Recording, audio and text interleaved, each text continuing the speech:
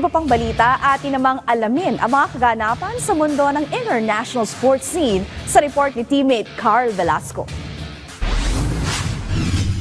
Nakubra ni Serbian tennis superstar Novak Djokovic ang kanyang ika-100 panalo sa prestiyosong Wimbledon Open nitong nakaraang Sabado. Ito ay matapos ang isang dominanting third round performance sa center court kontra sa kanyang kababayan na si Miomir Kekmanovic 6-3, 6-0 at 6-4 sa loob lamang ng 2 oras. Target ng 38-year-old ang kanyang kauna-unahang Grand Slam victory magmula noong 2023. Sasama ni Djokovic sa isang makasaysayang tagumpay sina Martina Navratilova at Roger Federer bilang mga winningest Wimbledon players. Samantala, nakatakdang sumalang ang 7-time Wimbledon champion sa round of 16 matchup kontra kay world number 11 Alex de Minaur ng Australia.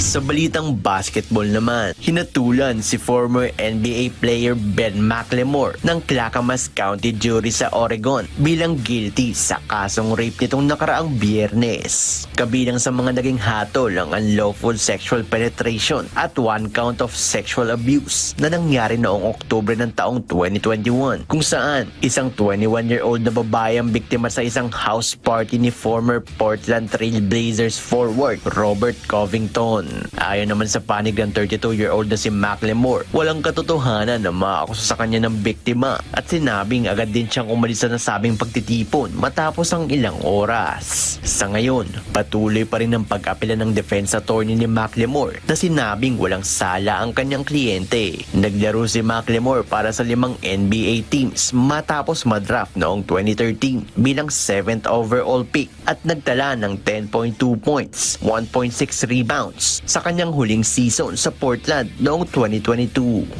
At sa balitang football, isang malungkot na balita ang yumanig sa Liverpool Football Club community matapos ang pagkasawi ng Portuguese forward na si Diogo Jota sa isang automobile accident nitong nakaraang Biyernes. Ayon sa Portuguese Football Federation, pumanaw ang 28-year-old matapos masabugan ng gulong habang umu-overtake sa isang highway sa Zamora sa Espanya alas 12:30 ng madaling araw. Kalaunan, nagliyab ang sports car na sinasakyan ng Liverpool star kung saan kasama niya rito ang kanyang kapatid na si Andre Silva.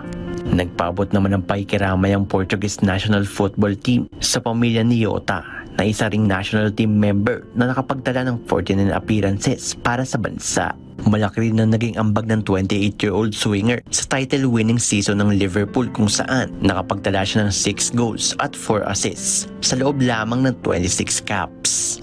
Carl Velasco para sa Pambansang TV sa Bagong Pilipinas.